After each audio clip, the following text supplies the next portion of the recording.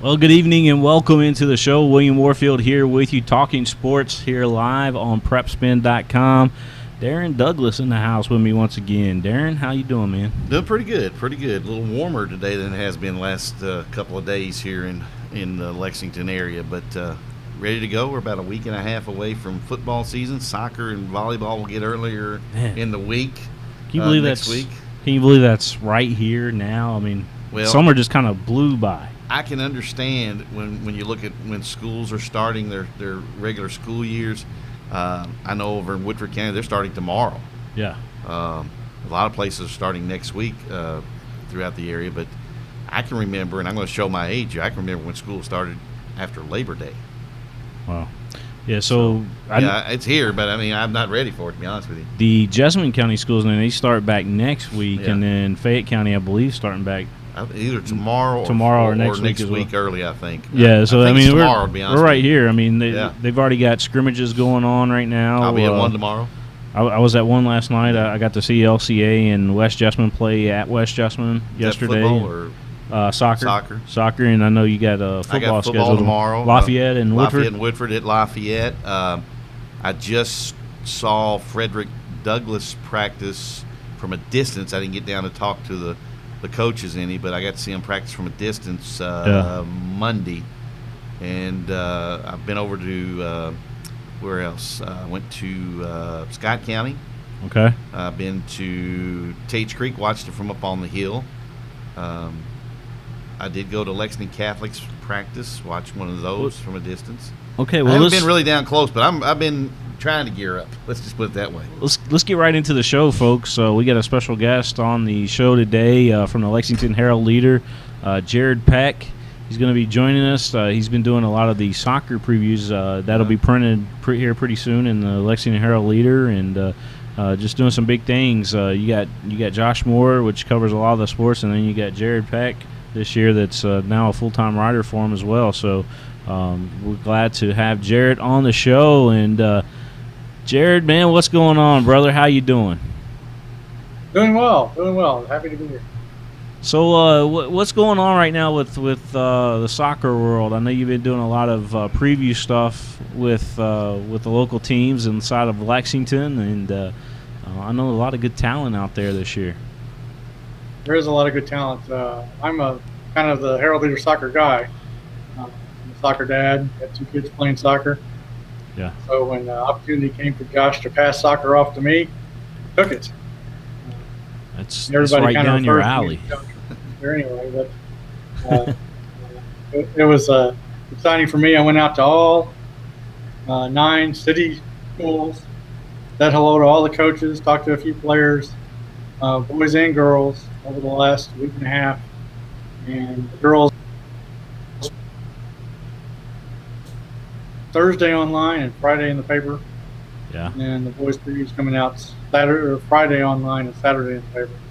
And then after those are out for a little bit, I'm going to dump my notebook on my own soccer blog website, soccerandbluegrass.com. I'm not allowed to talk too much about it, but it's going to be out there, and all the teams are going to be covered up. I remember you saying something about that not that long ago, that you're going to start kind of a separate website just for soccer, which is pretty cool. Being a soccer dad, I know you're highly involved in it from one angle, but being with the Herald Leader, I mean, that totally gets you into everything, doesn't it? Oh, yeah. My kids are quite upset with me when I know everybody that we ever meet going out to a soccer game. Like, how do you know everybody? Yeah. You go out and meet everybody is how you know everybody. Well, go ahead. Who's really exciting so far that you've been able to see? On the boys' side, Henry Clay should be able to really contend this year. He's got a lot of talent back. Yeah. Jason Baylor is coach there. Spoke with him last week. He got Ethan McIlroy back, Henry McFarland, Colby Rose. You got a transfer from Madison Central, senior, on Nefez Budieri. He's pretty excited about being in the center midfield, direct the traffic for his team. He thinks that he's got a team that, as he said, makes some Henry Clay history. So we'll see if that's true. Going up against Dunbar. That's tough. Dunbar generally writes the history in the 11th region, but sometimes they can get caught, and we don't really know what Dunbar has. I mean, they all went out to their practice. He's breaking up a little bit there on the feed. There you go. Just look fit and athletic, and like soccer players, and it's kind of imposing to be out there. And like you see other soccer teams, and then you see Dunbar. It's like, wow, there you go. Yeah, it seems like you said, Dunbar's pretty much, always in the hunt. They normally win it, like you said, but Henry Clay, when they do have a really good season, they end up doing pretty well in the playoffs, after the regionals and things like. Well, anybody who survives the state championship should be doing well in the playoffs. I looked it up last year, and they have these things called Meyer rankings that rank Kentucky and Ohio teams. Yeah. The 11th region had 10 top 50 teams in that ranking, and the next closest region was the 7th, which is Louisville centered. Had 7. The next closest was 4. So if you're playing in Lexington, you're playing high-level soccer, and you're playing at every single. It truly is my term that I always use is a hotbed for the sport. But Lexington's kind of really blew up soccer-wise. Yeah, and it's because of a good club scene with a lot of the. There's always been LFC, but the Commonwealth come on, and the other counties all have their own clubs. Every county around Lexington has a club, so all those kids are getting training year-round.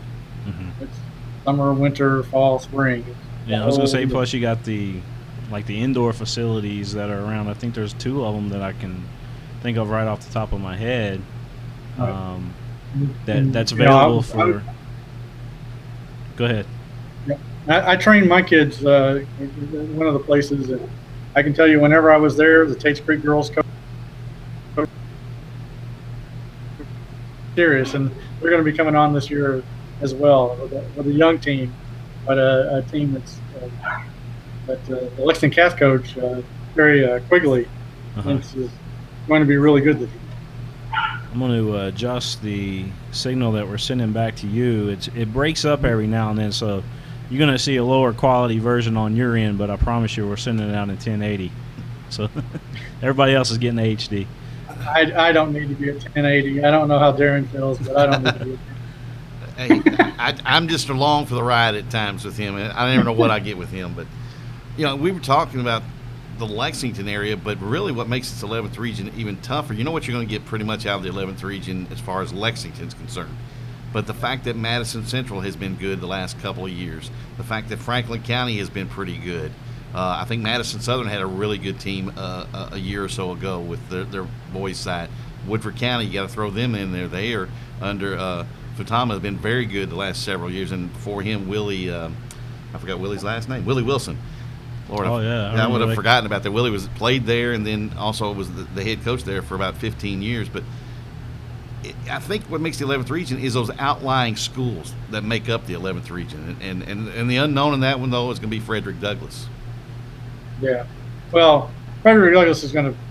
They've got one senior and two juniors on the boys' side, and one senior and two juniors on the girls' side. I think they're coming because they've got a lot of freshmen and sophomores and a lot of 7th and 8th graders, so they're going to be dealt with. But there's no easy out in the 11th region. And my focus on the city, on the preview was the city team, but it's just because you can't cover them all. You just can't get to them all. But you're right, Madison Central, Madison Southern, Woodford County, and it's all kind of a product of these kids playing year round and playing club, and then having a lot of other kids that just are really willing and go out there. You really only need 3 or 4, excellent players, like highly skilled players. You got 3 or 4 highly skilled players. You got a bunch of athletes. You can play soccer, high school soccer, anywhere, and especially in Kentucky here. And before we get in trouble, I better say Scott County had a really good boys team a couple of years ago too. Before we get anybody to send us an email or anything from over there in Georgetown. I'm going to get the emails when my preview comes out. It doesn't have any Rim County teams. I'm going to be getting emails like you said, you can't cover them all. When you got 18 teams that make up the region, that's going to be kind of tough to cover everybody. I've been a nervous wreck for a week and a half. It's when you try to go out there, I try to go out there and greet everybody and let them know that we care about them. And it's not that I don't care about Scott County. It's not that I don't care about Woodford County. I got a girl playing Scott County varsity that I coached when she was 8 years old, and I wanted to go out there. It's just not possible. You got to prioritize. Yeah. Let's switch gears and talk about the girls' soccer scene here in Lexington. And by the way, we got coming up on the show here in just a little bit. Actually, I see her. She's standing by there. Tammy Hailey from Assumption. Tammy, we see your video feed looks great, and we'll have you on here in just a minute. But man, that's exciting. Assumption joining us here tonight via webcam, and they'll be playing in that Lexington Catholic. Yeah, last week we had Simon Kenton, so it's sports are branching out. What I like about what we do with PrepSpin is the fact that we can go to so many different areas. Yeah. And cover so many different sports and stuff. And unfortunately for us as a staff, we're spread real thin at times. We just love what we do. But anyway, that's enough about that. Let's talk about girls soccer here in Fayette County, and in particular, after we talk about kind of all the different teams, Jared, we're going to talk about the Knights tournament, which our next guest will be also playing in, and that is kind of lead us right into her interview. So, who's the best in Lexington right now, girls soccer? It's going to be a battle of proven offense versus proven defense, I think, and then Tate's Creek coming on strong. But Lexington Catholic has Kennedy Trainer up top. She's been 4 years first team All-State. Yeah. 3 years first team All-State. I'm guessing she's going to get it this year. We'll see. And what brought them on last year was the discovery of Maggie Corbett, who was playing defense as a freshman. They switched her to offense as a freshman. She scored 10 goals in 10 games. Then all of a sudden there was somebody for Trainer to play offense. And then they got Abby Van Hoovey, who's playing kind of an attacking center midfield role, or sometimes in the wing, sometimes she switches in the middle. And it's really going to be interesting to see whether they can get forward enough. I watched them play a scrimmage against Davis County. Davis County kind of ran the show for quite a while. They had a hard time getting possession and counterattacking.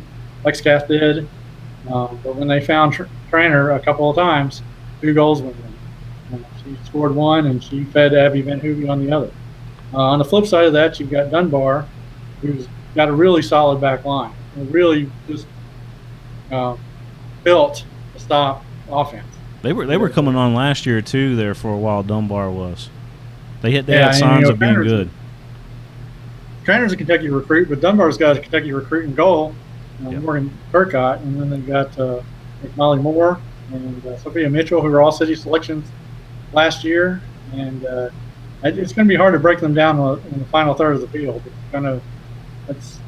That's something to watch, to see when they face off head to head, whether offense or defense wins. Because Lexcath is replacing their entire line. Yeah. That's I had 4 seniors back there. Now they don't. So Right. it's not 4 seniors. We had Tate's Creek on the other day. Last week on the show we had Friday we had Tate's Creek on and talked with them a little bit. They've got a really great sophomore class coming back. Yeah, and I think they've got Shay Robertson. Yeah, she's going to be a star. She's the focal point, and then they've got experience in their center defense as well with Isabella Waldrop, I think, and let's see, looking that up. It's Abby Bischoff. Yeah, Abby Bischoff and Isabella Waldrop in center back roles. And I mean, that's where you want your experiences on the defense, because they know how to mark up, deny, and chase down. Yeah. Who else kind of outside of those 3 right there between you got Lexington Catholic, obviously, you got Tays Creek, and you got Dunbar. LCA, I think, is going to be pretty good this year as well, because they've got Grace Jacobs, which she's had an outstanding summer. First of all, she got to tour around the world with that USA whatever development team thing she was on. I think there were only 2 players in the state on that. Go ahead. That's right. She got to do the college ID program, and I looked her up a little bit. She was in the Olympic development program, and that's a program that goes all tryouts. They take about 40 kids, and it narrows down to 2 in July. And she was one of the 2. Yeah. So it's really impressive. And they've also got Lexi Shealy, who's a Winthrop recruit, and has been all city. His feed's breaking up a little bit on us there. Yeah, it's all this information coming out. Yeah, I mean, there's no denying. Steve Hugman is pretty excited about his bunch, and he thinks he's got a fun, exciting group. And like I said, we don't really know how good LexCath's going to be. LexCath is usually there, and then Dunbar has been there in the past, and then Tates Creek has been there in the past. Yeah. Henry Clay is the only team in 2 years that has beaten LexCath in a city regular season game. Henry Clay is looking really good too, and got a lot of people back. And they did it last year with a keeper that came from Lexington Catholic transfer. Is that right? Yeah. I think is it Morgan Black? Is that what it was? I don't know. Something like that. But she transferred from Lexington Catholic over there and ended up winning the game for them, basically.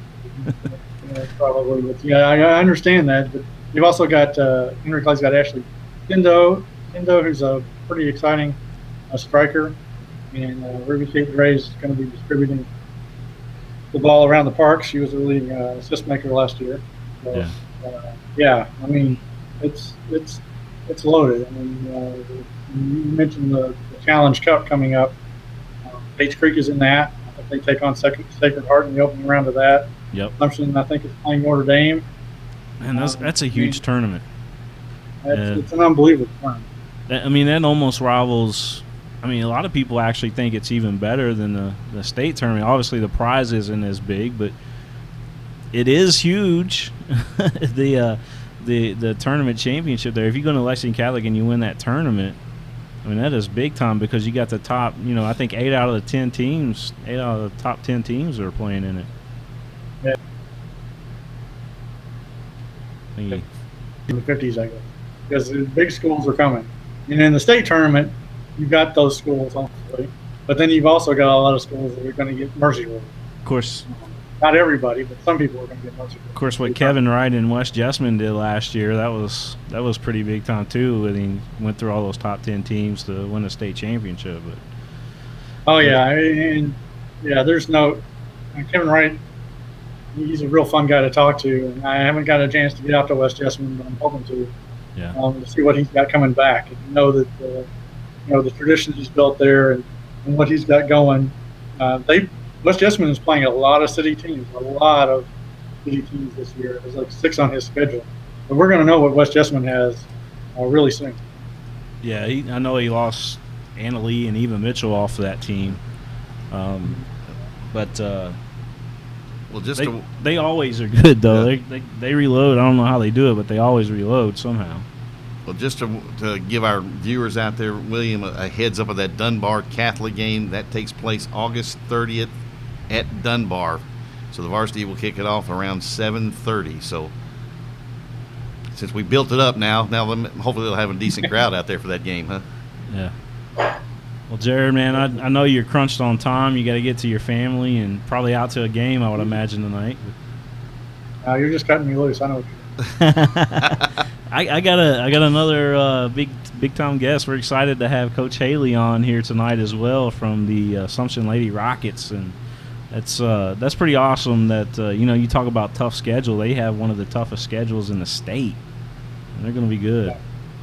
Going to be real good. Well, thanks for having me on. I really appreciate it. Hey, no problem, man. Anytime. Come on as often as you want to. Oh, well, I might take you up on that, but I might have to clean up a little bit. All right, we're going to take a commercial. We'll be right back here with Talking Sports. At White, Greer, and Maggard Orthodontics, we believe that greatness is in the details. Each decision we make is for the benefit of our patients and our community. This means using industry-leading technology to help you achieve your goals and uncover your perfect smile.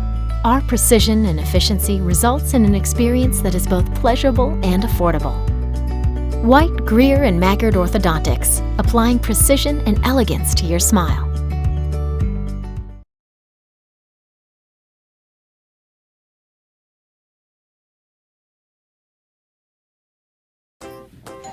Sitters are here. I'm ready. Okay, kids, behave. Man to man. I got the little guy. Oh, did you leave cash for the pizza?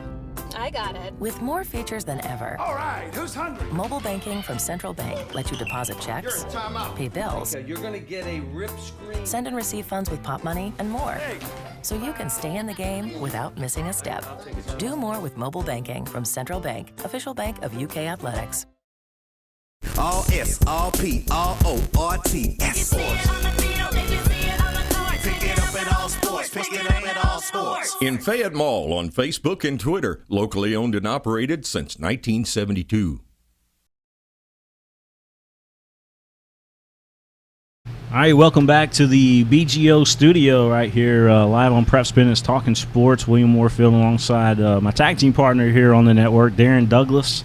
And Darren, we talked about the Lexington market, but the Louisville market always is pretty good. Well, you can probably, in any given sport, in any given year, you can circle around the Lexington and the Louisville markets as far as quality teams. Now, there are certain sports in other areas of the state that stand out with some outstanding teams, but those are the two hotbeds for most sports, not all sports, but most sports.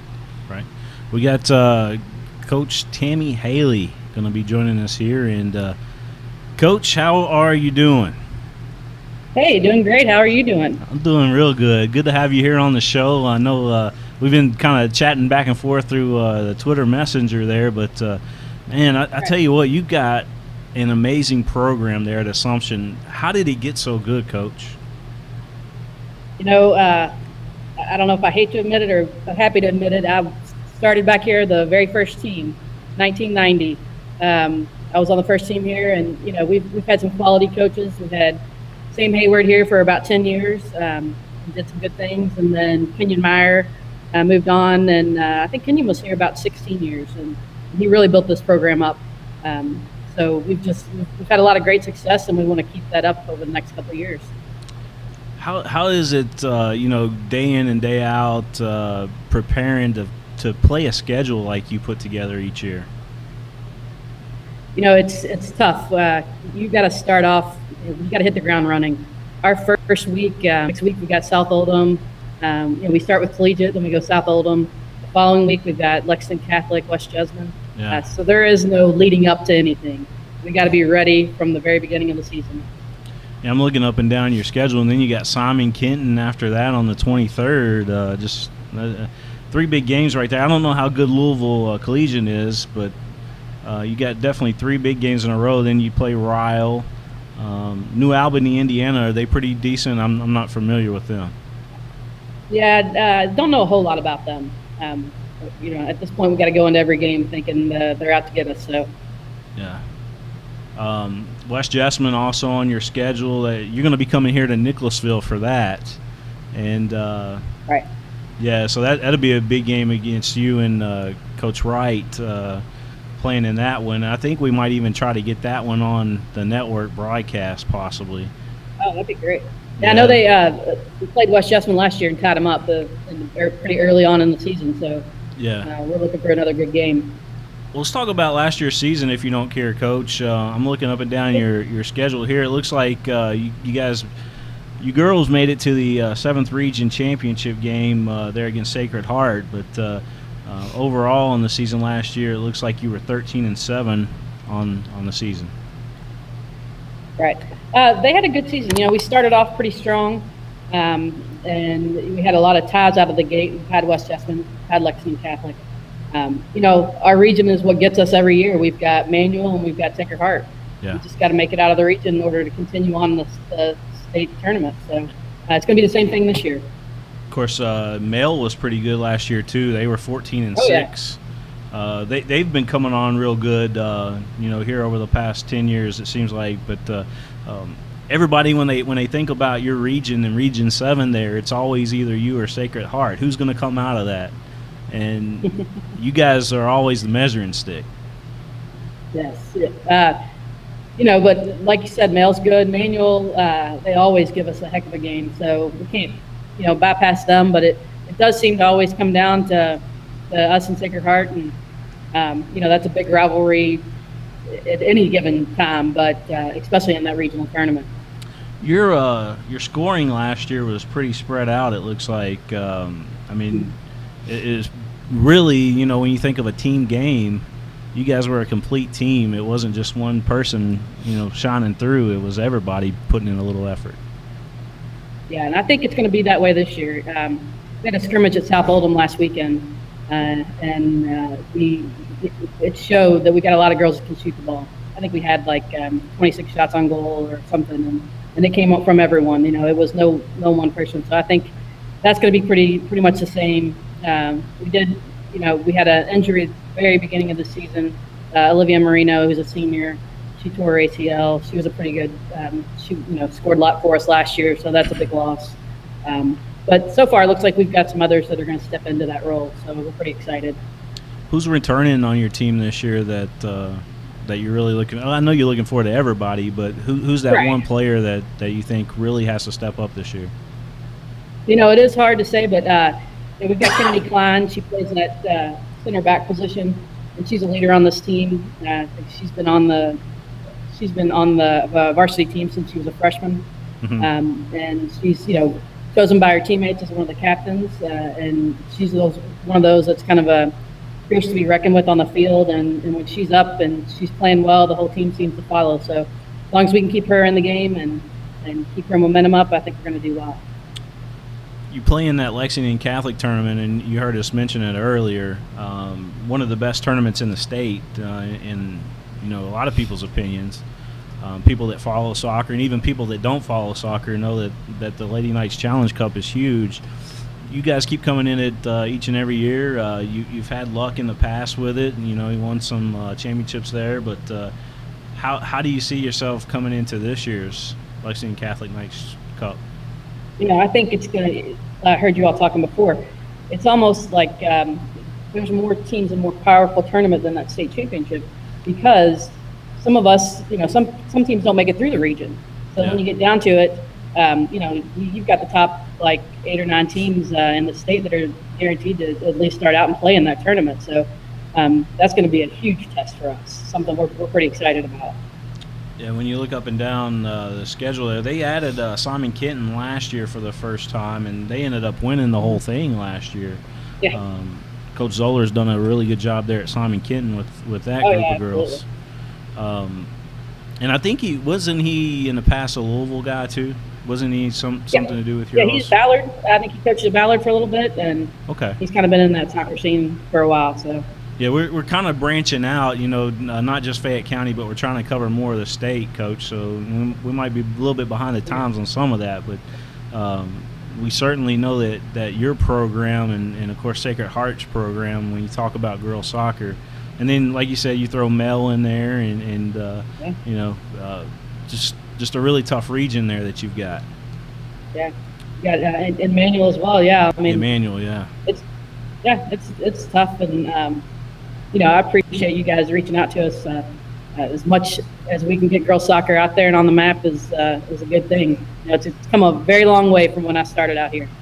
Well, you know, we've broadcast several of your games over the last 4 years. I don't know if you knew that or not, but at that Challenge Cup, we broadcast most of those games all the time. But yeah, definitely familiar with your program. Right. What do you see the biggest challenge this year? You know, we've got we're pretty senior heavy. We've got 10 seniors. They've been through 3 coaches. You know, so they coming into the season didn't know what to expect. They got a new, another new coach, and so it's just kind of, I've spent this first part of the season kind of building morale and getting everybody to come together and realizing, hey, you know, we're not just putting in the motions this year. This is your senior year, and you're going to get something out of it. And I'm here to make sure that happens. So luckily, the attitude and the effort has been great. They've all really stepped up to the plate. You know, I just want them to go out strong and have a good taste in their mouth for their experience here, and go out on top if they can. I know Angela Passelfume's been, you know, she was at Assumption in the past, but now she's back there after serving some time with the KHSA. Not serving time, but you know what I mean. Maybe that's the way she described it, huh? I gotta clarify. Yeah, she was locked down a little bit there, but she is back with the Lady Rockets. How's it like working with the athletic director as good as she is? Oh, she's amazing. You know, from the very first minute in the interview process, you know, we kind of hit it off, and she's been awesome. And anything we need, she's been right there to make sure we get it. And the support's amazing. And you know, when you've got an athletic director that supports your team and is there for you, it's all the difference in the world. And I've talked to other coaches here, the volleyball coach, the basketball coach, and they all say the same thing. You know, you got Angela in here. We got a good group of coaches. We got a great athletic director. So you know, we're very lucky in that respect. When you think of sports overall at Assumption, you know, obviously this show is about your soccer team, but when you think of sports overall at Assumption, volleyball really stands out too. They've always have an amazing volleyball group of girls there that are state champions time to time. Oh yeah, what else do you got going on there? Well, I'm coming in as the rookie in this coaching group over here. You got Ron Cordes of the volleyball team, who's been here 20 plus years and won, you know, I can't tell you how many state championships. And you got Debbie Judd on the field hockey side, same thing. Field hockey. Yeah. So I got a lot of stuff to prove over here. Do you find that challenging going into a program as high as Assumption is with athletics? And is it something Absolutely. that, you know, you feel like you got to prove yourself in? I mean, obviously you want to do the best that you can, but is it tough working for a program that's so pristine like that? Yeah. You know, I'd be lying to say it wasn't a little bit intimidating, but these coaches are very supportive. Ron Cordes and I go way back, and his daughter and I are really good friends. So luckily, I've got that as more of a mentor type father relationship. And you know, Coach Judd was here when I was here. Back in the day when soccer was a spring sport, I actually played for her in field hockey. You know, for a year before they switched that over. So luckily, I've already had friendships with them in the past, and they've already kind of taken me under their wing and made it a little less intimidating. But yeah, I'd be lying to say that I'm not expected to win. I'm gonna let Darren ask you a couple questions here. He wants to talk. Well, there's been one that's kind of, you know, you go back to your alma mater, and we look at the prime example in this area here was Joker Phillips coming back to UK to try to coach football. How much pressure have you put on yourself coming back to your alma mater to coach the girls' soccer program? Because a lot of coaches say, it's not a big deal, but deep down inside it's got to be as a competitor. Oh, it's a really big deal. You know, when I first thought about taking this position, it's one of those almost dream jobs to come back to the place where, I was on the very first team here, kind of helped start this program. And so I absolutely put a lot of pressure on myself, but I also have a major love for the school. And I think that helps with the girls to come in and show them, how much I care about them, how much I care about this program. It's really nice to be able to tell those girls, I've literally been exactly where you are right now. I've been a senior at Assumption. I've been, walked those halls. I know the pressures that are on you. So hopefully, because we can relate on the same, and because I do have that love and passion for Assumption overall, hopefully that will help make this a successful pairing. Everybody, has fallen in love with the U.S. national team. Everybody knows the success that women's team has had. All the success they've had, and now the fact that you got some college programs at U of L and Kentucky that have both gotten into the national scene and made some noise in the NCAA tournament. And now you've got some smaller schools at the NCAA Division II and Division III, and of course the NAIA level that are making noise in the national tournaments of the respective divisions. How important is that for girls soccer in the state of Kentucky? It's amazing. It really is. If and I know soccer has kind of just kind of came along, and like I said, it started in at least in the Catholic school program here back in 1990. First big thing that started getting girls involved was the Brandy Chastain 1994 World Cup, and it kind of at that point here in Louisville there was one club team, which was Bon Air. There was one club team in Oldham County, and now you look at all the success that the women's program has, and all the club teams that have built up because of that, and it's just kind of a trickle down effect, which is amazing. They've done wonderful things for the sport. They've been great spokeswomen. And really having a lot of success. So it's definitely changed the sport immensely. I think the overall, here in the state of Kentucky, that soccer is probably the fastest growing sport in all of Kentucky, in my opinion. If you think back to when, we first started out, covering soccer to where it is now, with just amazing schools, that are playing the sport. I mean, it has grown tenfold from 10 years ago when we started. Well, I know from my point of view, I played on the very first soccer team at Woodford County. Yeah, I was a young freshman. Cool. I was about 120 pounds, soaking wet. He ain't that no more. Not that anymore. You're right. But I also got to see some great soccer that was played in the spring as well back in those days. Yep. I'm not going to date myself. I'm a little bit older than you, though, Coach. But from that point in time, I mean, we played all the Lexington schools. We played, and then we went down to Louisville and played. And I remember my first ever match that I got to play, actually, because I missed the first couple of matches because I got hit in the eye with a foot, and it had scratched my cornea, so I had to sit out for the first couple of matches. But was down at Louisville Ballard. That was my very first game that I got in. Now, I've lost 6 hours of my life at Louisville Westport in a game because of a concussion. So I have some good memories and I have some bad memories of going down in Louisville. But I can agree with Coach. Just because our men's and women's national teams have been so successful on the international level, and it's filtered down to the college programs, not only here in the United States, but here locally in the state of Kentucky, it's been great for the high schools. And we've been fortunate to see a lot of high school kids go on and play at different college programs, not necessarily here in the state, but other places in the country that have been bred right here in the state of Kentucky. And the girls, especially in the Louisville area, have really had a lot of kids go out and do well for themselves. Yeah, absolutely. Coach, what do you see the biggest positive so far in the preseason with your team?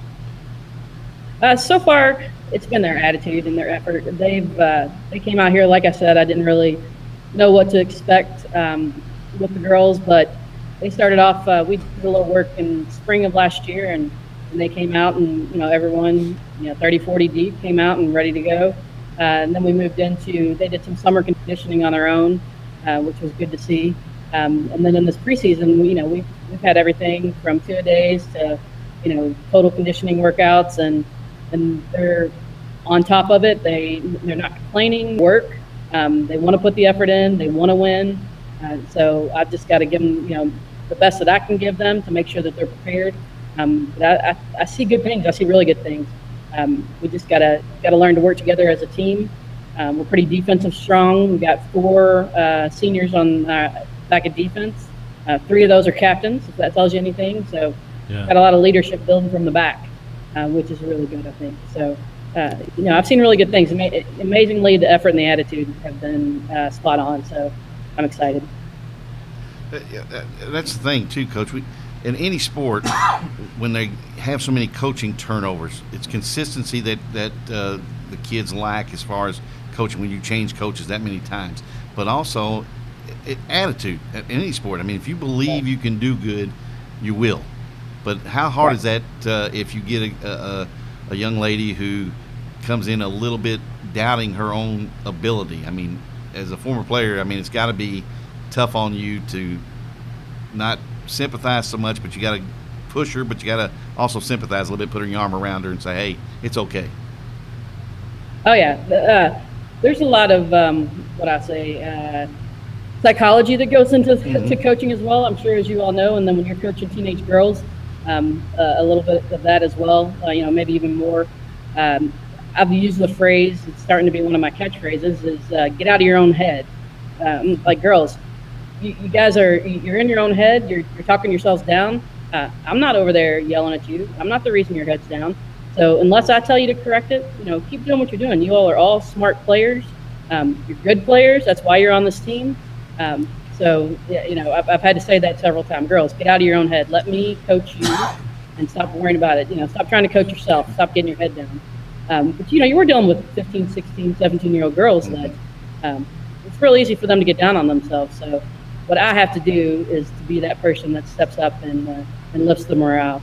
I like doing that. That's kind of my favorite part of it. So.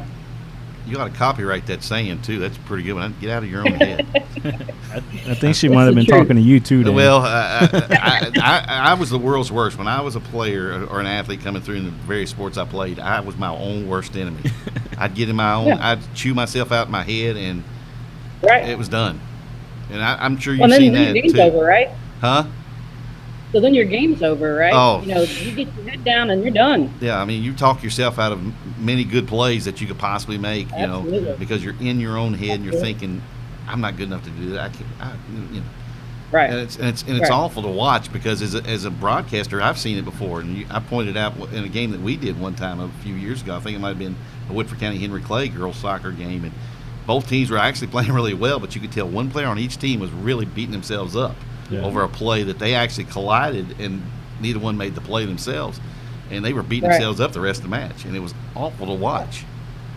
You can see it. You can see the demeanor change in the body. You can see the head go down. And I've told them already, if I see that, I'm going to have to pull you out because we've lost you. You got to be able to get past it, or you're going to have to come out. Like, there's only 2 options because, if once you get down on yourself, then we've lost you. We got to get somebody in there. We got to get somebody else in there. There's a hot topic that's going around right now, Coach. I'm going to ask you before I know you got to get out of here, but multi-sport athletes, what's your thoughts on that? How do you feel about it? All for it. I'm 100% advocate. I know that there comes a time and place when you've got to start narrowing it down, but this 6, 7, 8-year-old that's picking the travel baseball team for the full year and giving up everything else, I don't believe in it. I think that you learn a lot from playing different sports. You learn about how to be a good teammate. You learn different skills that you're going to use later on in life. I just think that you get burnt out way too early when you commit to a team year-round or one sport year-round. I've got 3 kids, and that's been a question we already have with my 9-year-old son. People want him playing one sport year-round, and that's not going to happen. I'm just not for it. I think once you get up to a certain level, yes, when you start getting towards high school and things, but I was a 3-sport athlete in high school, and don't think it hurt my game at all. Awesome. Coach, is there anything that we haven't asked you that maybe you want to throw out there? No, I think you guys have covered it all. I just appreciate you giving me this opportunity and for covering the girls' soccer. Yeah, we love to have you on again. Maybe we can get you on before that Knights Challenge Cup, which is coming up pretty fast. Yeah, that'd be great. About a week and a half, I think, from now. Yeah, it's on September 11th, it looks like. It's coming right up. Yeah, a lot of good games, yeah. Awesome. Well, Coach, we appreciate your time.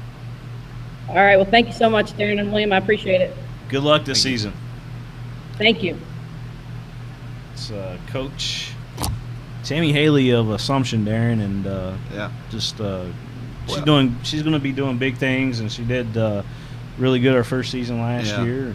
Well, I liked what she said there at the end of that. You know, that one hot topic. You and I've talked about this before when we've traveled some places doing games. You know, people wonder what do you do when you go to a away game that's 2 or 3 or 10 hours away, like we went one time. We talk about everything. We talk about everything, any kind of topic we come up with, and that is a big issue when it comes to young players. Right. Singling out to one sport when you're 8, 9 years old or whatever. Now, she said she was a 3-sport star in high school up until her senior year. I mean, 3 sports now. The head boys basketball coach of Franklin County, Tony Wise, he played golf, tennis, ran track, football, basketball, and baseball. All 4 years of high school. That's and he's successful at all of them. I know he listens to our program a little bit, so Tony, if you got my number still, don't text me and get the big head with me, because I like Coach Wise, but he did it and did it through high school. Coach Hailey did it through high school with 3 different sports. It can be done. I agree with the summer ball thing. I mean, I'm all for summer ball and playing and stuff like that. I understand all that. The problem I have is the fact that you play too many games during the summer. You know what I'm saying? You go from a high school game or a high school season where you play, depending on how deep you go in the tournament, anywhere between 30 and 40 games. And then you go into summer ball where you can play anywhere between 65 and 90 games over the summer. I mean, that is a lot of baseball. It's a lot of stress on people, or kids, especially pitchers. Yeah. There's a lot of stress on their arms and things like that. So, I'm all about watching kids develop and get into the different sports. And I agree with Coach Hailey. The more sports, the better. You can learn different lessons through different sports. And you also use different muscles for different sports in different ways, which can keep you from getting some injuries and keeps you pretty much in shape and stuff like that. And I know you played baseball. Was there anything else you played as a kid growing up? I know you focused on baseball when you got to high school, right? Yeah, baseball was my biggest thing. You know, I thought about giving football a go, but I was just one of those guys that just like playing baseball. And then outside of high school, a lot of pickup basketball and things like that. But well, I mean, I played football, I played soccer, and I played basketball, and I played baseball forever. And I wouldn't change any of my experiences in any of those sports I had. I got to meet a lot of different kinds of people in different environments and things like that, and it was fun.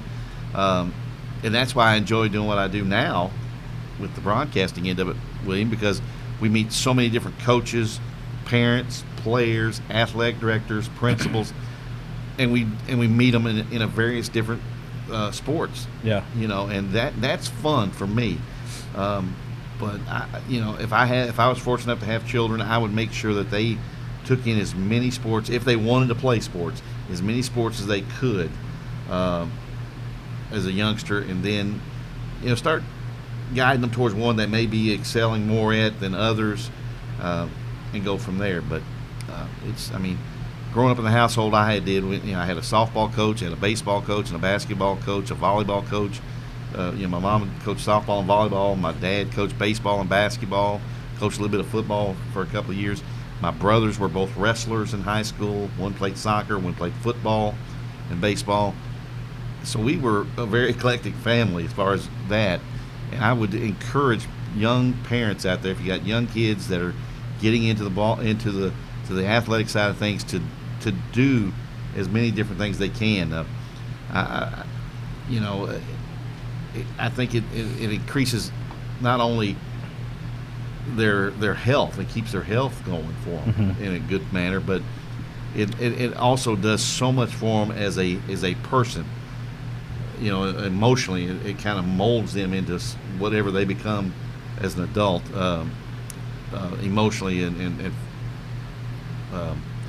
trying to think, and mentally.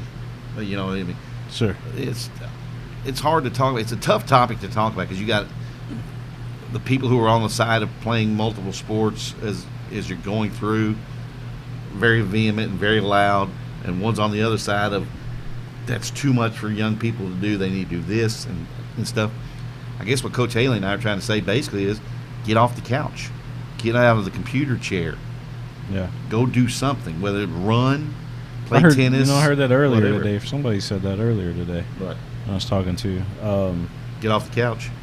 Yeah, they were talking about get up out of the computer chair. And, matter of fact, I did a show earlier today. I was a guest on a show, and one of the guys on the forum was talking about you just got to get out and live life a little bit. You know?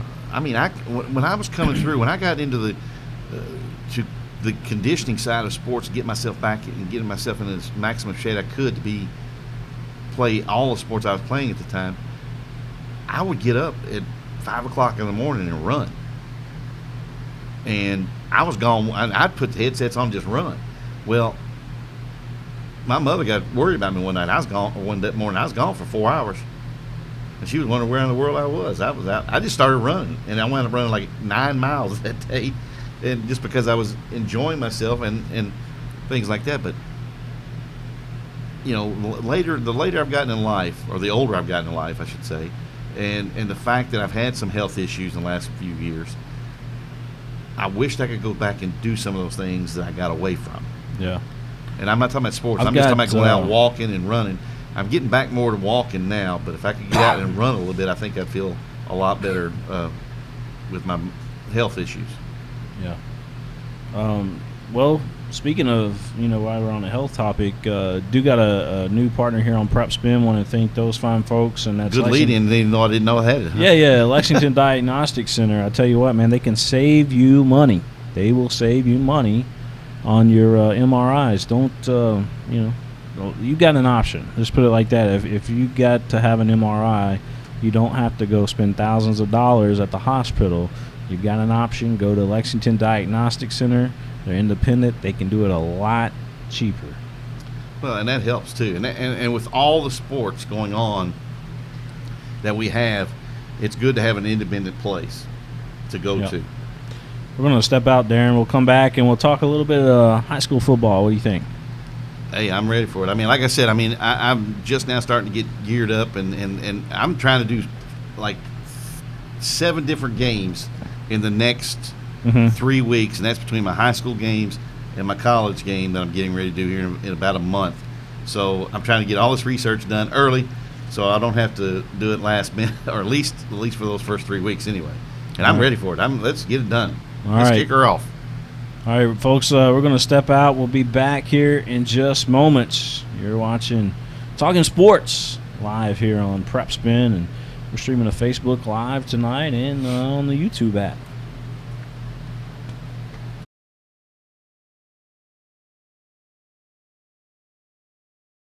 At Lexington Diagnostic Center, we love athletes. We understand that when you are injured, the results of an MRI, CT scan, or X-ray can be the only thing keeping you off the field. And that's what we're here for.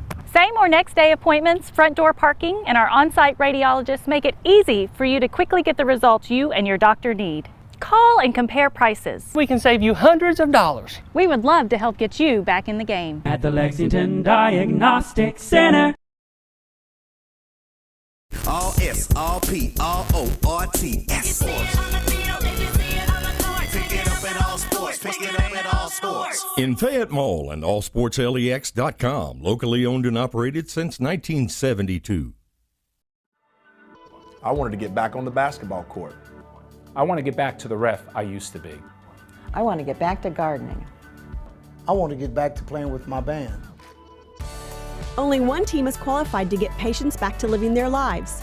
Bluegrass Orthopedics has physician experts to assist in your recovery, whether it's an injury or chronic condition. Bluegrass Orthopedics provides convenient, specialized, and comprehensive care for your unique life.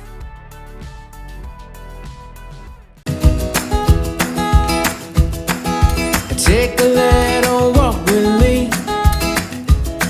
I'll keep you in good company and be there for you to the end. You'll never be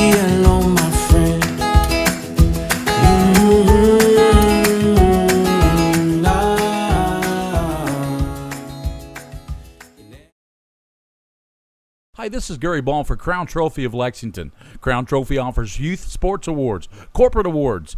They offer signs and a full line of promotional products. They're located at 2680 Wilhite Drive on the corner of Nicholasville, New Circle Road, just behind Starbucks. Stop by and pick up your copy of our 85-page catalog. Crown Trophy is nationally known, but locally owned with 150 stores nationwide. Crown Trophy, the official provider of plaques for the Scholastic Ball Report and PrepSpin. At White, Greer, and Maggard Orthodontics, we believe that greatness is in the details. Each decision we make is for the benefit of our patients and our community. This means using industry-leading technology to help you achieve your goals and uncover your perfect smile. Our precision and efficiency results in an experience that is both pleasurable and affordable. White, Greer, and Maggard Orthodontics, applying precision and elegance to your smile.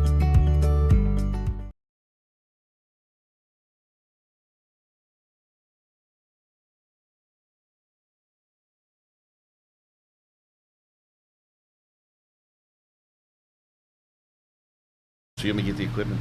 PrepSpin would like to thank Mingy Beef Jerky, the official game day snack of PrepSpin. Mingy Beef Jerky, you can find it in your local convenience store, also at all the Krogers here in Central Kentucky. Mingy Beef Jerky. They're right over there in Paris, Darren, by the way. And speaking of Paris, we got Simply Great Soaps. They're one of our sponsors as well, handcrafted soaps from over there in Paris. Well, high school football season. And it's next here. Friday night. Who do you like? Oh, jeez, man, are you serious? There's so many. Well, good 6A, I think number one, you got to start with Trinity. You're talking about the whole state here, right? Yeah, well, I'm going to go classes. I think it's easier because people identify with classes. But 6A, I think until somebody proves they can knock off the big dog, that is Trinity. Yeah. Okay.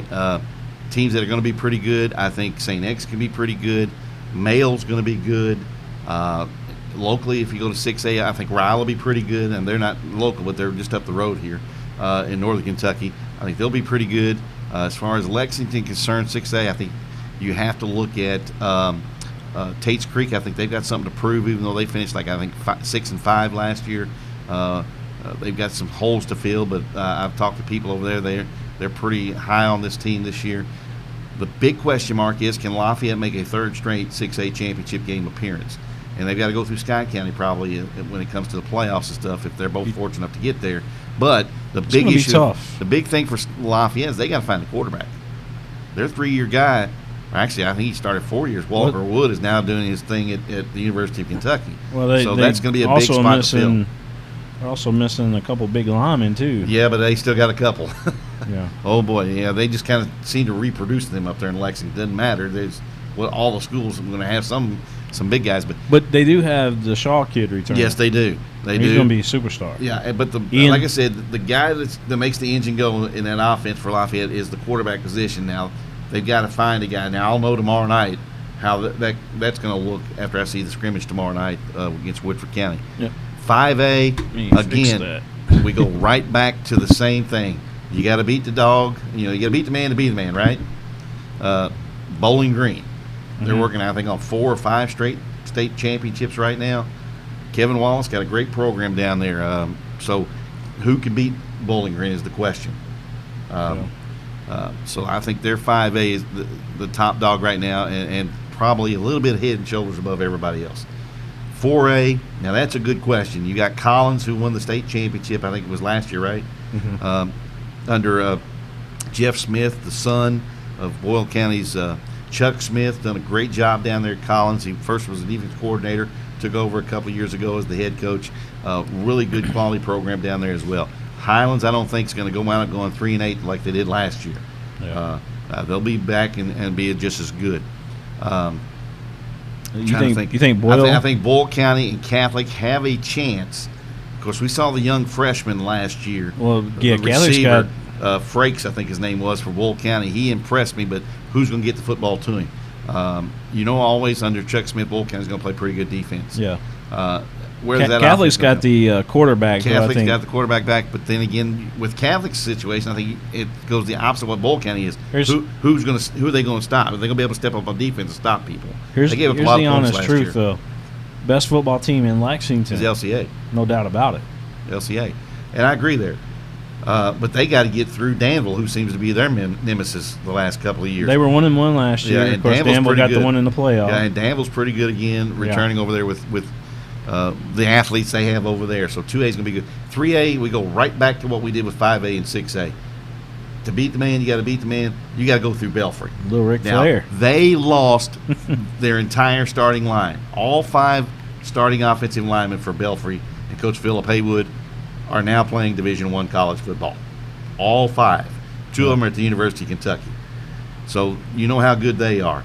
I do know that Corbin had them down at halftime last year in the playoffs for the chance to go to the state championship game. I think it was 17-7. I think it finished up something like 47-17. Belfry just steamrolled the second half. Yeah. 4A also, too, don't forget Johnson Central. Absolutely. Very good football team. They come under up Jim here. Madden. They'll be playing at Henry Clay this I believe year. so. Very good football team under Jim Madden, and nothing fancy. We were trying to decide whether we're going to broadcast that game or broadcast Lafayette versus Lexington Catholic. Do them both. Well, it's a possibility. Do them both. That's the only way to do it is do them both. We got 2 games in the same area. Do them both. Big games. You can't flip going there. But Johnson Central, nothing fancy with them. They run the wishbone. It's line them up, double tight end. Here we come. See if you can stop it. And really, everybody thinks there's 7 or 8 or 10 or 15 different plays in the wishbone. 4 solid base plays. See if you can stop them. And they run them to perfection, both Belfry and Johnson Central. They actually hook up, Belfry and Johnson Central do, in the middle of the season in Paintsville. Yeah, is that the Pikeville? No, Bowl? it's just in the middle of the season, it's just a regular season game. Belfry won last year. I think it was 21-14 in no, it may have been in. I have to look it up. They've got the Pikeville Bowl down there. Yeah, the Pike County Bowl, and it's like at 4 different schools. I think LCA's involved in that. Maybe we can look it up here. Pretty sure. Yeah, we'll take a commercial. That might be our Belfry ticket. Might be a good one up there to Belfry. They play on 2 separate nights though. One's a Friday night game. Yeah, one's a Saturday night. nights. Also, too, then we go to Class A. Jeez, man, I'm telling you what. Class A last year was Cal. Yeah. It was Christian I got Academy. messages coming in. I'm just checking. That was Christian Academy of Louisville. Don't forget on them, on Stephon LaFleur's. Yeah. They won the title last year. I really don't know if there's anybody that can beat them, to be honest with you. So we're saying 2A is most likely it's either going to be Cal, Danville, or LCA, right? Correct. I thought Cal was 1A. They are 2A. Christian Academy of I'm Louisville. trying to think of who won it. Who all was 1A? Well, they've changed these classes around. Yeah, I used to know them really easily and just throw them out, but 1A. Somerset too, I believe is. Yeah, Somerset's 2A.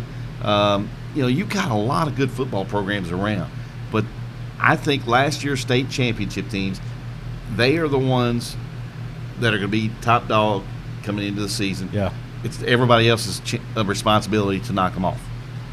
Well, everybody's wondering. That makes it easy, doesn't it? Everybody's wondering what games that we're broadcasting.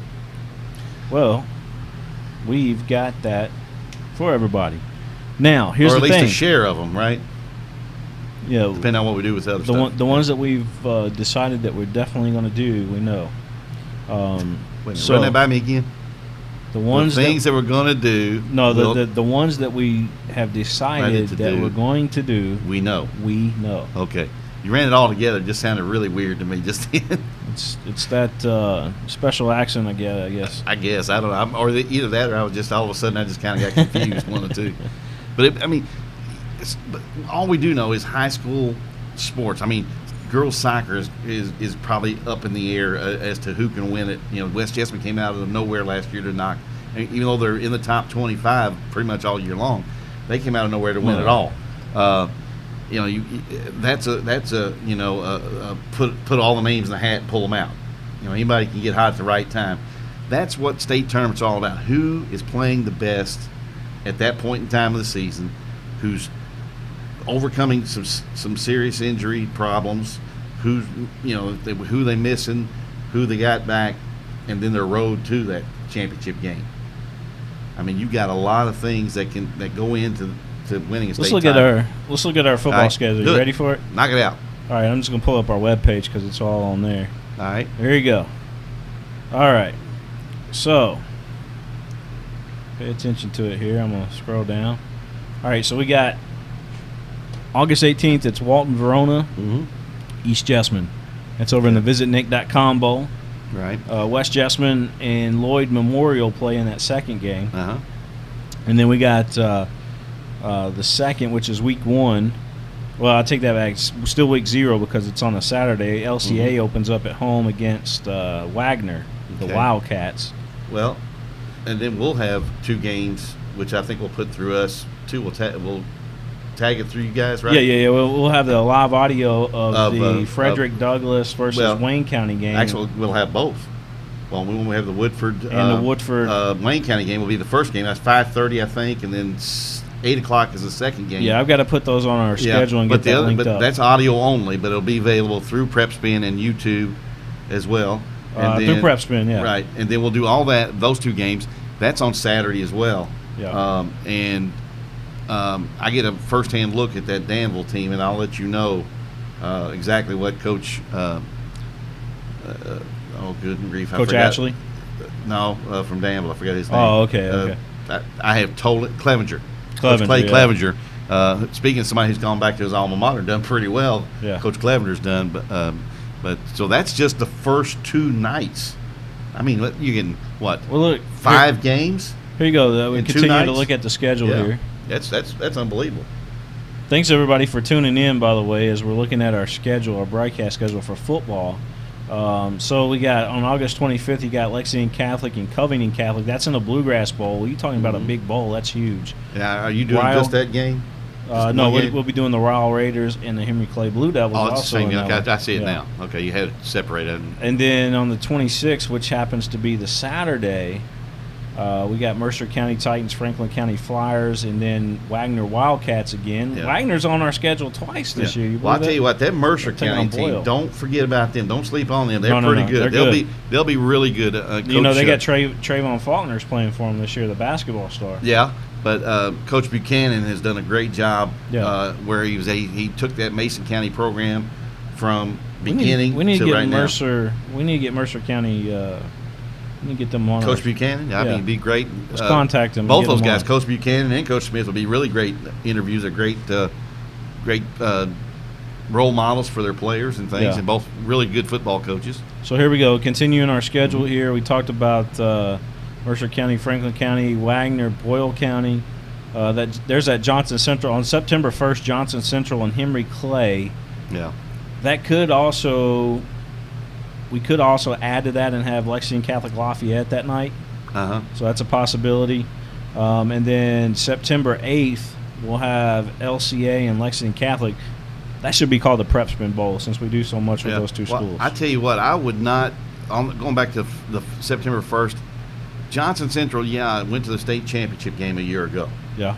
Don't sleep on Henry Clay because they had a down year last year, and Coach Sam Simpson has been around a long time. Everybody says this is going to be his last year too. That I keep hearing that rumor, but if I know Sam Simpson, he doesn't know. He's not going to go out. He doesn't know when to quit, does he? Well, that and he's not going to go out the way he did last year with his team on a down note. He's going to leave that program on his own behest whenever he decides to, but he's not going to leave it in a bad spot either. All right, continuing to look at this schedule here, you got LCA and Lexington Catholic, like I mentioned.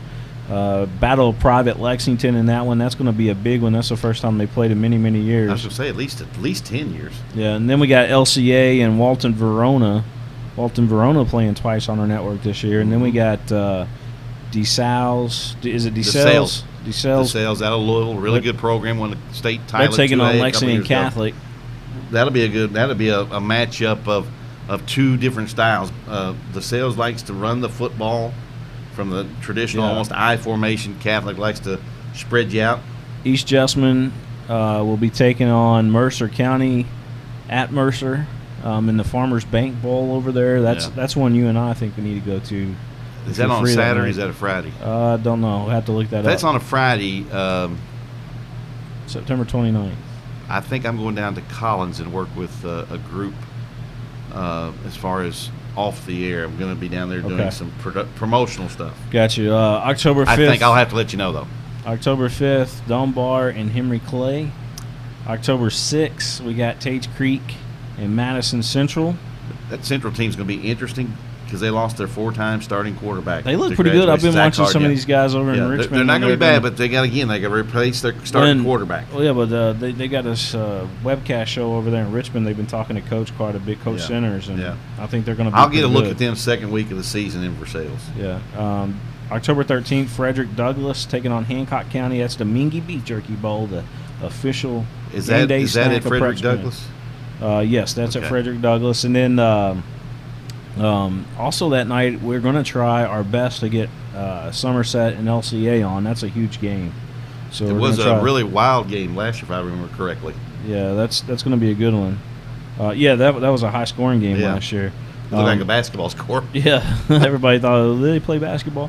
October 14th, we got Casey County and Betsy Lane. That's an odd one on our schedule. If you wanted to circle the odd one, that's it, considering where we're covering everybody. But, we've got ties with Coach Stonebreaker. We do. Coach Stonebreaker's done a great job down there at Casey County. We said we'd try to work him in. He I don't think he's aware of that yet. He does. He does. Absolutely. And he wants us to come down as early as possible. Yeah. And do that game, and that's going to be fun. And we close it out with LCA and Estill County. Yeah, that could be pretty good. That could be pretty good depending on what Estill County has coming back. I know they graduated a lot off of that team. Actually Casey County's team, Stonebreaker's team, beat in the playoffs for the right to play Corbin. Cool. The next week. So and Casey looked really good. So I'm looking forward to some of those games and things. I mean, we'll be working together. We can't forget, though, that's just a schedule for high school. We will be doing, again, the Kentucky Middle School Football Association. Yeah, not youth, but Kentucky Middle KYMSFA. I never can get it right. School Football I have to write. You saw me. You've seen me the last 6 years. What have I done? I've written it down so I can remember how it goes. That'll be held at Bryan Station and also Frederick Douglass High School this year. So it's Saturday and Sunday, right? Saturday and Sunday, yep. They're going to have 4 games at Douglass on Friday, 4 games at Bryan Station on Friday, and then on Saturday they're going to have the championship game. Also, they're moving to Friday, Saturday. Saturday, Sunday. Okay. My bad. So what are we going to do? We're going to split crews and do 4 at Frederick Douglass and 4 at. Yeah, well, we didn't think about that, did we? Yeah, no. We got it figured that out. I talked with them, and I think we got it all figured out. Okay, so I'll be someplace. Well, yeah, we'll have you. And I guess I'll be with do you. some games, and I'll do some games, and so we'll make it work. We need to try to get Coach Medley. But anyway, Coach Meehan back too, because I think he enjoyed doing that. Yeah, we've got like 14 middle school football state tournament games that are also in addition to our 20 some odd games that we've got already. Which is the only place you can find those middle school games is right here on PrepSpin. Yep, that is the only place. And we have actually had 3 plays. Sports Centers on Sports Centers top 10s. Yeah, they those middle schools bring it. Yeah. Well, people have seen the one-handed catch there. Devin Sams in our opening. Devin Sams, and unfortunately, that young man's high school career has been sidetracked by injury. Yeah, we've put out. I didn't even count those. That class will be a junior already for that Corbin group.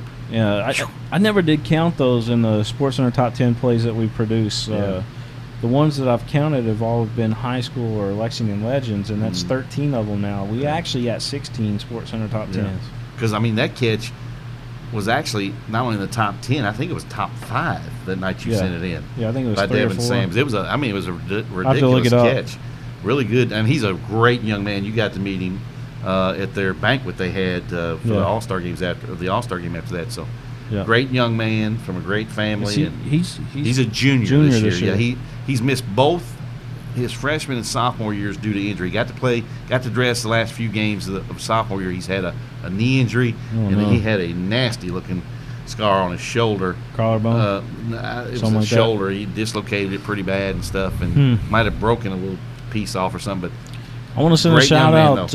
Need to send a shout out to my good friend Wesley Pike tuning in tonight. I see Wesley tuning in to the broadcast. Matt Calvert looks like on Facebook looking at it, and Marcus Whitaker. He hasn't sent us a message. You remember Marcus Whitaker over at Woodford County, don't you? I remember Marcus. I think he's in the law enforcement now.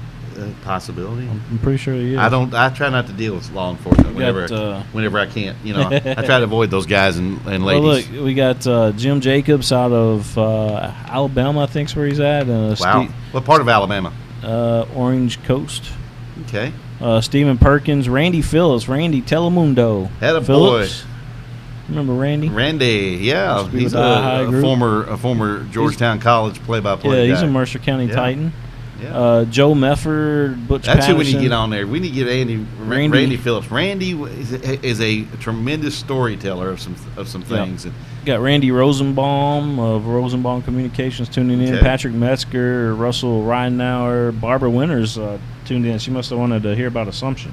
Maybe. Yeah, I bet. Maybe. Because she's the trainer over there at Lexington Catholic. And I want to encourage you, anytime we're at a venue doing a game, whether it be football especially, there's a lot of places you and I have gone, both together and separately, we've run into tailgating.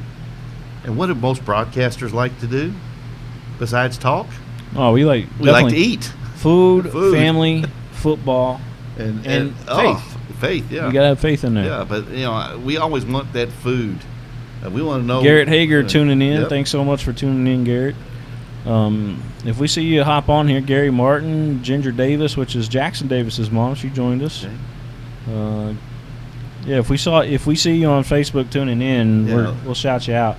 Or at least send us a message. If you got a question, ask us a question. Leave comments. Yeah, leave some comments. Or at least a comment, yeah. Garrett says, keep up the great work, Darren.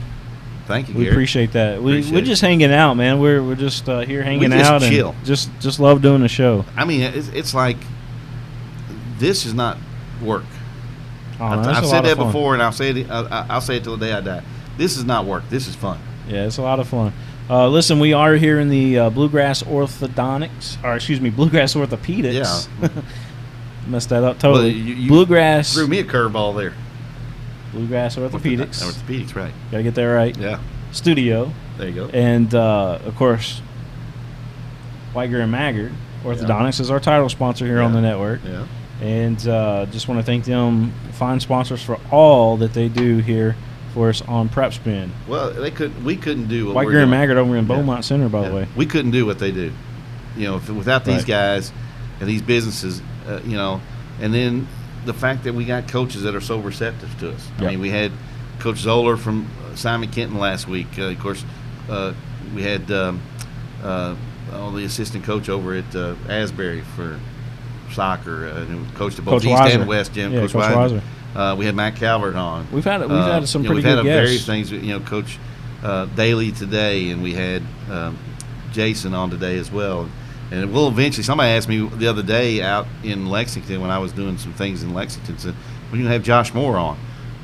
Josh is kind of like Mike Fields. We had the next best thing on today. We had Jared Peck. But for some reason, Josh is kind of like Mike Fields. Josh, I like Jared. Yeah, Jared's really good. Really, said he wanted to clean up. He was more cleaned up than some of the guys we've had on here before.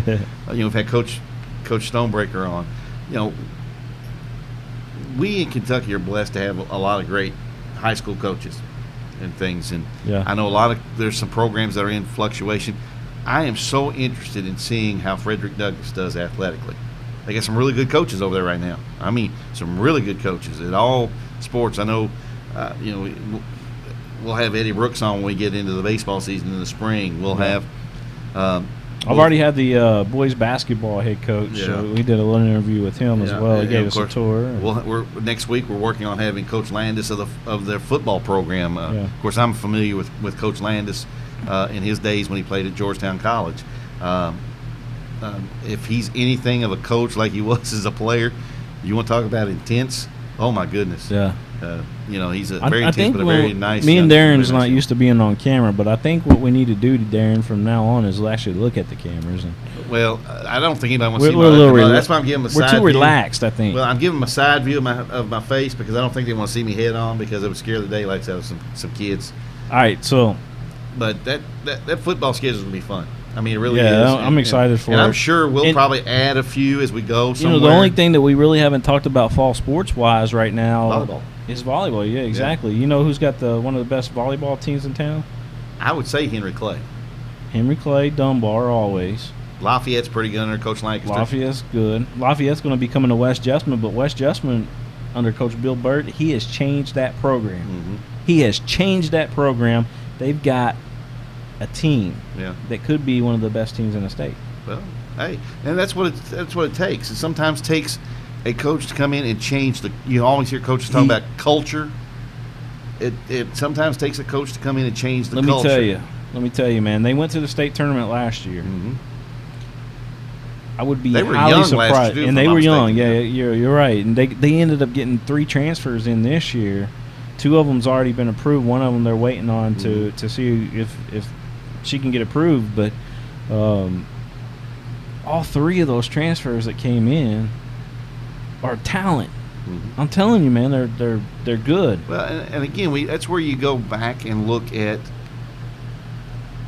And not only the that's talent added to level, the team that they already had. Not only the talent level of what you have, but it's when you got sports, and I always go back to the college level. When you got colleges that are in your local area that are successful, and in this Central Kentucky area, and it's covering several different places, but when you got the University of Kentucky doing what it's doing, and Coach Skinner, that helps all the high school programs, not just in Lexington, but surrounding areas around the University of Kentucky. I've been then you got kind of chill this whole show. I thought you were going to have. I just kind of been laid back. I this thought whole I had to pick his pillow up and put it back up under your neck because you're about ready to go sleep. But then you got the baseball programs. Of course, Lexington is Lexington. I was just watching this year. You had the 12-year-old all-star team out of Lexington Eastern that made it into the regional, the Gulf Coast, or not the Gulf Coast, but the Great Lakes regional, and lost yesterday. I don't know how they did this afternoon, but that helps the Lexington programs. But you also have all these other programs around the state that have done well. Scott County starting to excuse me, they're choke myself up. They're starting to what? Yeah, choke me up. But Scott County's starting to get that program rolling under their head coach over there. I've gone totally blank on his last name, but and I know I'll hear it from Mike Ritchie or somebody over there that can't remember coach's last name. But you got them going well. Woodford, their first ever trip to the state tournament in 2012, they win it all. Yeah. And then you got Coach Pointer, who's back over at Tate's Creek as the head coach for the Commodores over there. Dunbar with Coach Knight is doing very well with them. Coach Brooks over at Catholic. Now we're going to see who the new head baseball coach is going to be. Coach Galloway retired as the head baseball coach at LCA. Coach Roof over at Madison Central. Mm-hmm. You got a lot of good coaches in the 11th region, so that's all that. But it's all about the college programs, and it filters down to the high schools, and then you get good quality coaches down there, and it's amazing. But the one thing I want to talk about, William, real quick, and I'll pose this question to you because we've been to a lot of football games over the years in the high schools. Somebody brought this up to me the other night. The biggest issue for high school football programs right now is numbers. The numbers game for a lot of high schools are down. Now, I know you got your Lafayette's and your Henry Clays and those that are up in the 75, 80 to 100 player numbers. But numbers are down statewide. Why? What's your take on that? Why? Say it again, because I'm sorry, I had some messages come on. Numbers are down for football players, for the number of players on every football team. Not necessarily certain programs, but I was going to say, you can't say that for some of the programs. I'm just talking about overall, in general. They're down when you look at the big picture. If you go to Lafayette, they got 104. They got 104. Yeah, if you go to some of these schools, obviously Frederick Douglass has a little bit to do with that because you had some. I'm just talking about in general, statewide. They're down. Yeah, so I don't know. I think other sports. I think other sports is definitely. I think that's a reason. Part of it. That year-round play. That I'll agree there. I think that's part. I'm of like it. Coach. I really don't support the year-round thing. No. I think a really good season's enough. You got to vary it. I think. Yeah, work different joints in your body. You do different things. I'm really not a. I've never have. I'll be honest. I never have liked. Right. AAU, for example. Right. Because you play so much. Exactly. There's too many daggone games. Yeah. I could see, you play in your high school season, and then you come back and you might play 20 And we're not games. picking on AAU for all you No, AAU not at sports all, stars. not at all. It's just an example that we're using. Yeah, so if we get in that conversation, I just got to be honest with folks. Is I'm not a big fan, and that's why Right. you don't see PrepSpin covering a lot of the Right. AAU stuff. But Yeah. I do like certain things. Like I like a club soccer season because it's not 100 and some odd extra games that you're playing. Well, it out depends there. on how many weekends you play. If you play every weekend out of that summer, Yeah. now you're getting into maybe 35, 40, maybe 50 matches for those kids. Maybe, depending on how the size of the tournament. Yeah, and I get it. Not everybody's going to play multiple sports and that Right. kind of thing, but maybe give some of those extra sports some try. Well, the other thing is too, and it's kind of odd that I bring this up tonight. But I can tell you the private schools are up football right Yeah. now. You're talking about Coach Ethan Ashley over at LCA. When he went into the program, Yeah. like they seriously only had like 25 kids that dressed out for the team, right? He's got it up to like 70 now. Yeah. Well, but winning helps there too. When you win. Well, I mean, I think it's the excitement. Yeah, that's what I'm saying. But Lexington Catholic's the same way. But when they win, always have excitement in their program, and they Right. always have enough kids dressed. When you win, I mean, when winning breeds excitement, which breeds kids wanting to play. We can even say that even though Frederick Douglass isn't proven on the field yet, Frederick Douglass has kids there that want to play. Yeah. I mean, there's like 50 kids over at Frederick Douglass right And that's now, pretty maybe good more. for a very first year. Yeah, maybe more. Now, if I know, like I said, if I know Coach Landis, he's been but beating you the take bushes that, trying to find kids. You take those 50 kids and you take them out of Henry Clay and you take them out of Bryan Station. Yeah, and maybe that's why Henry Clay and Bryan Station is lost. They're down a little bit, you would say, but it's kind of ironic. I brought this up, William, and the thing is, me and four of my buddies the other night got in a heated discussion, not an argument, but a heated discussion over the fact that when it comes to the national media and local media for the most part, but national media, what's the one topic that has been put out there why football numbers are down? Concussions. Yeah. Folks, I played 5 different sports. I played 3 of them leading up to high school. It doesn't help. Concussions happen in every sport. It doesn't help, and we really need to get one of our pro, one of our pro guys on here. We need to call Andrew Carlson up. Somebody who deals with it.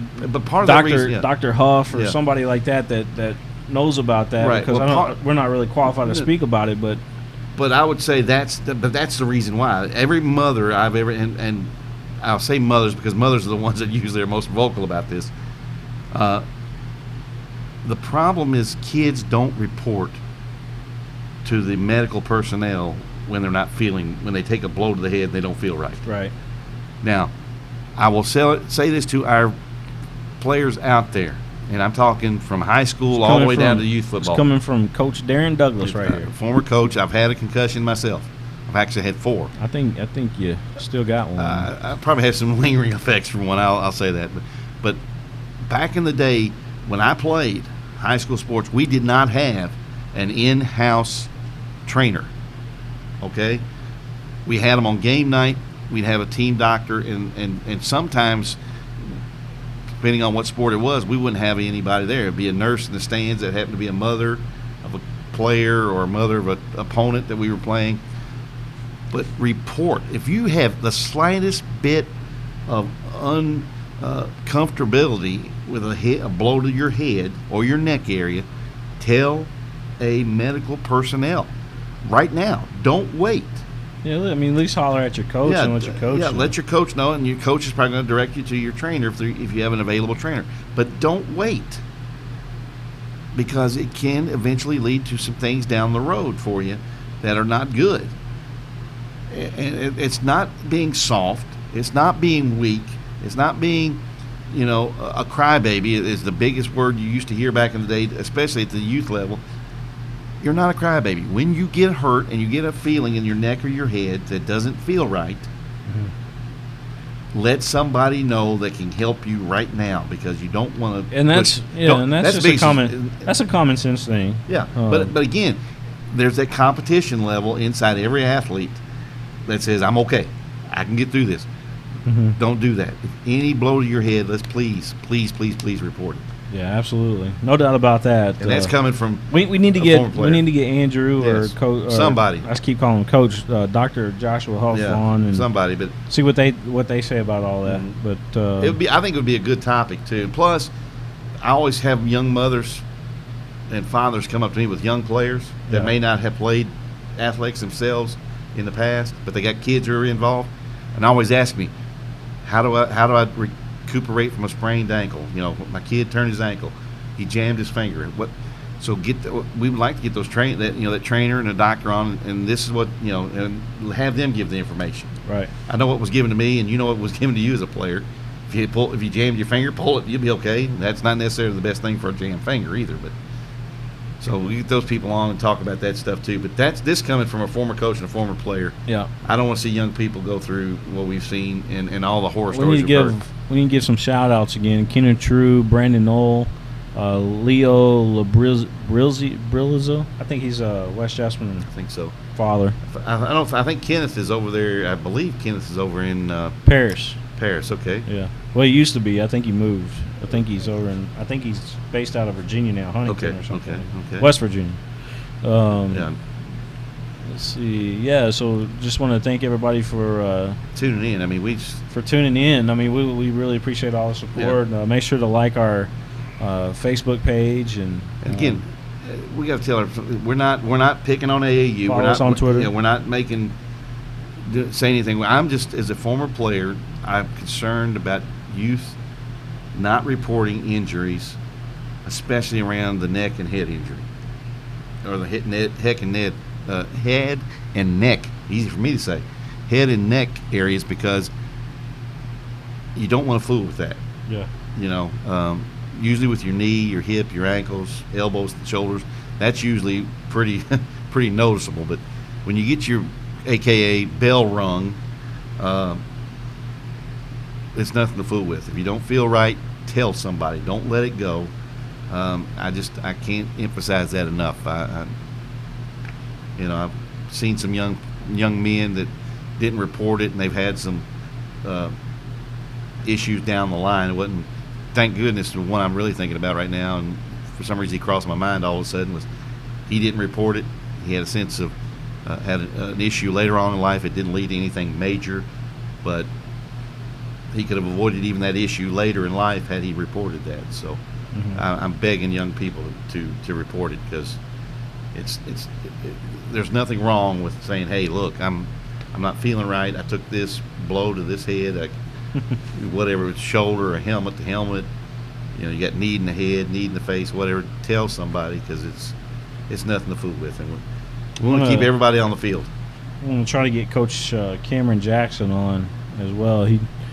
He's doing the vision thing. We mentioned AAU, and just to show everybody that we're not anti-AAU at all. No, we're not, and that's the thing, we're not. Or travel ball for soccer or baseball or softball. We'll have Coach Jackson on and talk with him about what's going on with vision basketball. We were just strictly saying, I think, I can say for myself that I think that everybody should take a break from a sport at a certain point, Tom. I think you play your regular high school season, and then I think you play maybe 30 games or whatever. But especially in baseball, I'm not just hating on basketball. I'm baseball, especially if you're a pitcher. If you're a pitcher, you could, or even a catcher, your knees. Yeah, your knees. My knees are hurt because of baseball. Yeah, well, usually I will say this, that most travel teams have 2 or 3 catchers. They may play other positions too, but they're catchers on their high school teams, and at least they can rotate catchers in and stuff. But pitchers, when you throw in that many innings over the summer, and then you and you go straight from your high school season straight into your summer league season, that's tough on the arms and shoulders, and there's a lot of wear and tear on the arms and shoulders and things. Yep. And I think we can call it a show.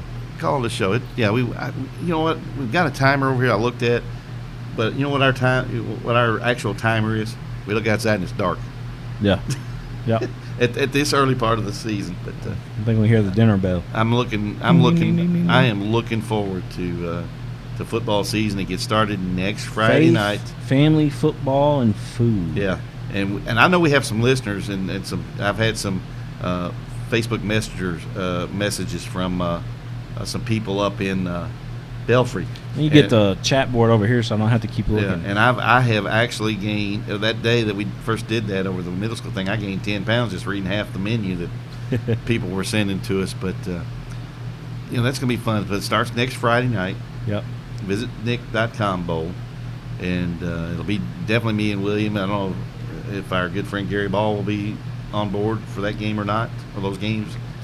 We haven't talked to him. He's been very busy. Talking to him. Yeah, he's been very busy. He's busy. I've been busy. And of course, stomach bug going around. Stay away from me. I don't need it.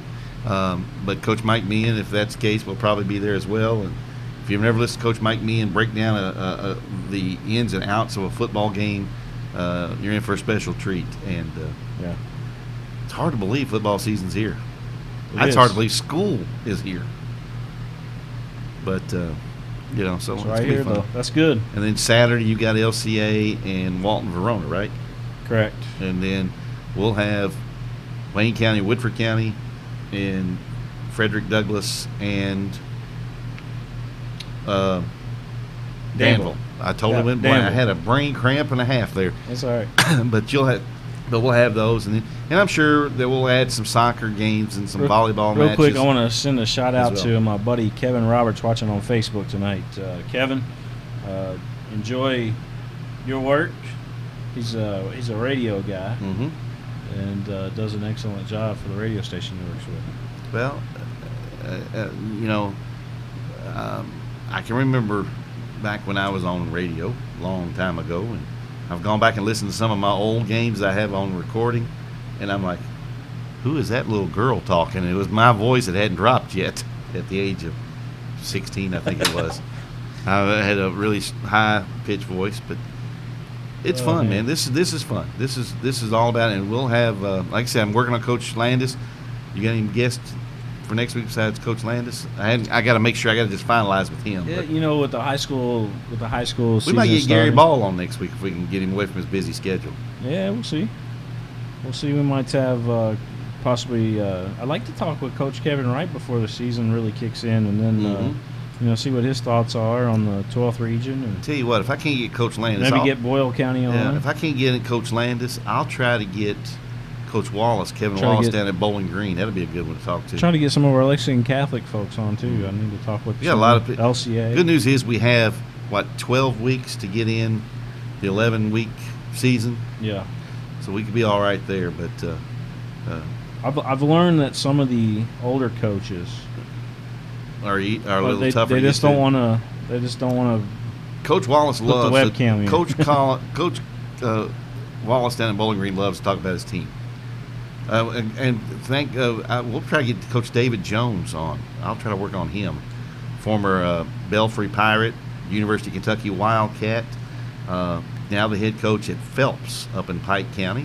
All right. And he's recovering from a gunshot wound to the stomach, to the abdomen. And he's back at practice, not actively coaching. He's sitting on the gator, he said, over there trying not to holler, trying not to jump up and down. But glad to have him back and wish him a season. I'm trying to get him on later on in the year as well as we go through the year, so we can span out a little bit more here. Yeah. So it's going to be fun. I'm ready to get rolling. All right. Well, that's going to do it for us here tonight, folks. We thank everybody for tuning in here live on Talking Sports. Darren Douglas joining me here once again tonight. I guess this is our show, man. I guess so. We're 5 into it. Yeah. You've done every show. And the other night, I tell you what, maybe we can get my buddy and things over at Georgetown College and let Coach Bill Cronin on and talk a little bit about how all the high school programs in the state of Kentucky, how he benefits from getting some good athletes that may swing under the radar. Kevin reminded me, he said he met me at a West Jessamine basketball game several years ago. I would say I remember Kevin, but I remember running into you. I just didn't know where it was at. but now I appreciate that. I know. Don't you just love it when people go, "Do you remember me?" I'm like, "No." No. Kevin's been on my Facebook for you know a while. where you've seen him. You know you met him. Yeah. But you're going, I have no clue where I met you from. Kevin's a good guy. He's one of the good ones. Well, we've got a lot of good stuff coming up, and you talking about dinner? I wasn't hungry till you said something about dinner. Now I'm hungry. Yeah, we got Little Caesars in there. We're gonna hit that up. Well, I'm headed to the house. I got me some Bojangles waiting on me. Bojangles. Yeah. They're over there in Versailles. Got one in Versailles, and yeah. When that first opened, I drove over there. I think the first 5 days just to get some breakfast. I'm telling you what though, that first month it was open, it was ridiculous trying to wait in line to go inside and then wait in the drive-through. So I just kind of waited till the newness wore off to where I can get in a little bit easier. Still pretty busy, but it's not the same hometown I grew up in. Man, it's getting bigger. Yeah. All right. We'll see. So. All right. Well, I guess that is going to do it for us. The eclipse is coming up. Other than that, that's on the 21st. That's a week from tomorrow. Yeah, right? it's coming up really quick. Monday. It's 2 weeks away, right? Today's the 9th. Yeah, so a week from Monday. Week from this coming Monday. 11 days. 11 days? 12 days. 12 days. For the 9th. Okay. Yeah. See, now you know why we do the show together. We try to keep each other. Hey, I think that's something. I might even try to stream that. I might try to point a camera at the sky and stream you got school districts who are starting school either this week or early next week. A lot of schools are now saying that they're not going to making a professional development day for teachers right. for the day, so they don't have to be at school. And they're giving a lot of them are saying we're not even going to school that day, which is good. I mean, for educational purpose, they said it only comes around, once every 34 years, I think it is. Yeah, so this is a once in a lifetime opportunity for guys like us, probably. Well, I was driving. I have never seen this before. This quick point, but driving home from a game with a buddy of mine one night, and I was in high school, and all of a sudden we look up, and you see these kind of streaks in the skies. You saw aliens? No. The Northern Lights. Oh man, you talking about impressive. Yeah. Of course, it helped. How far north were you? We were actually coming up BG Parkway from Elizabethtown. Yeah, I've heard that sometimes on a clear night, especially in an area where there's no lights like that, because the BG, a lot of it. Yeah, and it was amazing to just see. And I thought he was going to run off the road because he was looking up instead of straight ahead. And I'm sitting over there trying to drive and punch the imaginary brake in the passenger seat. But I'm looking forward to that eclipse. I've never seen a solar eclipse, but I saw the lunar eclipse the other night though. That was really nice. Was there a lunar eclipse? There was one on. I can't remember where it was, but I saw it online. I just happened to be watching something online. They were showing it. Gotcha. And it just happened like a couple hours before they posted. I see. But I don't even remember where it was. But all right. Well, that's going to do it for us tonight on Talking Sports. Darren and I like to talk, obviously. And this is our outlet for it, right? You guys make sure that you follow us on Twitter at PrepSpin, subscribe to us on YouTube, and like us on Facebook. Now, just because we may be at separate sites on next Saturday night doesn't mean that they can't tweet us and they will both receive it. First off, but second off, if William gets it at whatever site he's at, he can send it to the second group with the other set of games so we can catch that as well. I mean, you may send a question to William that would be for my group if I'm at another site or whatever, or vice versa. And I'll make sure William gets one if I get sent it too. So I do have my Twitter account. I haven't been on it for a while, and I'm probably in violation of my contract with my college folks, but oops. All right. Well, we appreciate you tuning in tonight, and we'll see you guys again next Wednesday night. For Darren Douglas, King of Stream, William Warfield.